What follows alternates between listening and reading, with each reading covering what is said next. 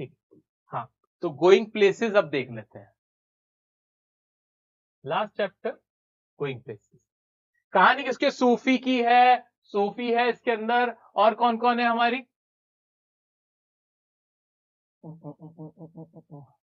यहां से नहीं शुरू हुआ, एक सेकंड, ये नहीं, सूफी और जेंसी की हमारी कहानी है। आ जाओ शुरू करें इसको, आओ जल्दी से इसको देख के खत्म करते हैं, लास्ट है हमारा भाई। देखो लास्ट में छोड़ के मत जाना, बस अब मैं भी खाना खाने जाऊंगा, तुम भी जाना, और शुरू करते हैं।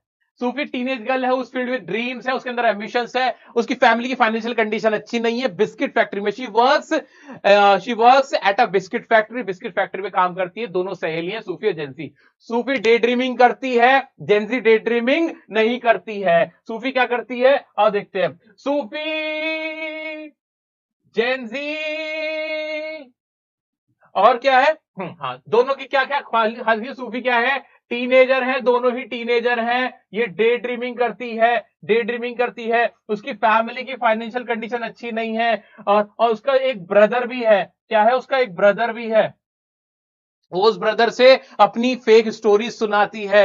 एक डैनी कैसी करके क्या है, एक डैनी कैसी करके एक फुटबॉलर है जिसको बहुत पसंद करती है, डैनी कैसी, ये रहा, डैनी कैसी कहांगे हमारा, ये रहा, डैनी कैसी पे आते हैं, डैनी कैसी करके एक फुटबॉलर है जिसको ये बहुत पसंद करती है, वो उसका क्या है, क्रश है। वो बोलती है अपने भाई से और दुनिया से कि मैं, I am dating Danny Casey, I have met Danny कैसी।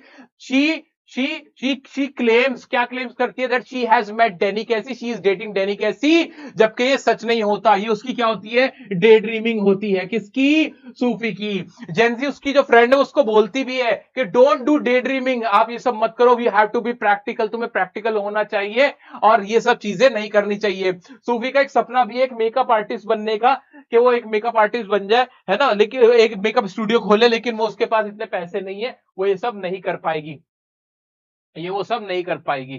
ठीक है, हाँ, थोड़ा सा नीचे कर सकते हैं क्या, फैशन डिजाइनर बनने का है ना, बुटीक खोलने का, आई थिंक वो मेकअप आर्टिस्ट कह रहा हूँ, बुटीक। आ जाओ, हाँ।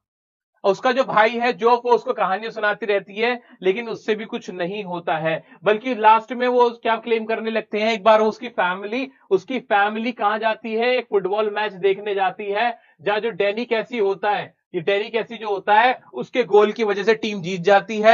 सूफी अपनी फैमिली से बाहर वहां पे वेट करती है डैनी कैसी का उससे मिलने का, अपने भाई से भी कहते हैं नहीं, वो आएगा, वो मिलने आएगा, वो आएगा, मुझे पूरा भरोसा है, लेकिन वो नहीं आता है, बट वो अपने भाई को यही कहती रहती है। तो कुल मिला के क्वेश्चन इससे बनता है, क्या क्वेश्चन बनता है, पूरा चैप्टर पढ़ने का इसका कोई खास फायदा नहीं है, क्योंकि अगर इसका क्वेश्चन तुम्हें पता हो तो क्वेश्चन यही बनेगा कि what is the difference between the ideology और माइंडसेट ऑफ सूफी एंड जेंसी, दोनों में क्या फर्क है। तो सूफी हमारी प्रैक्टिकल नहीं है, जो हमारी जेंसी वो प्रैक्टिकल है, वो डे ड्रीमिंग करती है, वो एक वो एक अलग ही दुनिया में रहती है, एक फेक वर्ल्ड में जीती है, उसके जो एम्बिशंस है वो बहुत ज्यादा एम्बिशियस है, उसके जो ड्रीम्स है बहुत बड़े हैं, उसकी प्रैक्टिकल सिचुएशन बहुत अलग है, ये वाली बातें होंगी, ये सारी चीजें किस में आ जाएंगी, इसमें आएंगी, मेन इसका यही क्वेश्चन बनता है। और उसकी फैमिली के साथ वो क्या झूठ बोलती है जब फुटबॉल मैच देखने जाती है, ये कहानी होगी। और उसके पीवाई क्यूज करा दूं, पीवाई क्यूज में तुम्हें यही मिलेगा और कुछ नहीं मिलेगा, और पीवाई क्यूज देख लेते हैं इसके, ये है। What inference can you draw about Sufi's relationship with her father in the story? उसके फादर के साथ उसका रिलेशन क्या था, बहुत ज्यादा क्लोज रिलेशन नहीं था, उसके फादर स्ट्रिक्ट थे, वो सपोर्ट नहीं करते थे उसकी डे ड्रीमिंग को, उसकी सारी चीजों को, वो अपने फादर से लविंग कोई ऐसा रिलेशनशिप नहीं करते। Bring out the contrast between gen Z and Sufi, देखो बार बार यही क्वेश्चन है कि जेंजी कैसी थी, जेंजी प्रेगमेटिक है, प्रैक्टिकल है, लिमिटेशन जानती है, लेवल हेडेड है, यूजेस रीजन करती है। सूफी कहती है वो बहुत रोमांटिसाइजिंग करती है, डे ड्रीमिंग करती है, स्टोरी करती है, इमेजिनेटिव है, इन्फैचुएटेड है। Resignation was so no sudden thing. What is the implication of this remark in the context of Sufi's character?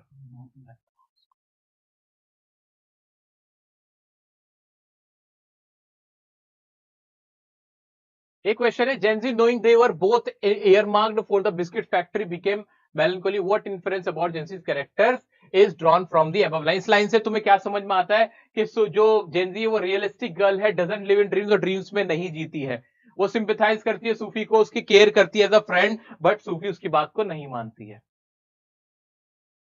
Fantasizing and unrealistic dreams sometimes lead to disappointment and disillusionment. Discussed this with reference to the story Going Places. बस बार बार वही वही बात होगी कि भाई जो सूफी है वो डे ड्रीमिंग करती है, इमेजिनेटिव है, वो फेंटेसाइज करती है और उसका रियल वर्ल्ड से कोई लेना देना नहीं होता, इससे कुछ नहीं होता। अल्टीमेटली तुम्हें हर्ट फील होगा, तुम्हें तकलीफ होगी और कुछ भी नहीं मिलेगा। So this is the story about a girl who is fantasizing, who lives in an imaginative world which is not true, who is hero worshipping, who just makes false stories, fabricated stories just to fulfill his daydreams. ये सारी बातें होंगी, ये सारी चीजें होंगी। और जहां तक जेंजी का सवाल है, she is a very good friend of her, वो उसकी बहुत अच्छी दोस्त है, शी इज प्रैक्टिकल, प्रेगमेटिक है और बहुत रियलिस्टिक है, मेच्योर है। जो लेकिन जो जेंजी है मेच्योर नहीं है। बार बार यही क्वेश्चन इसमें रिपीट होगा। तो दोस्तों आज मैं आपका ज्यादा टाइम नहीं लूंगा, बट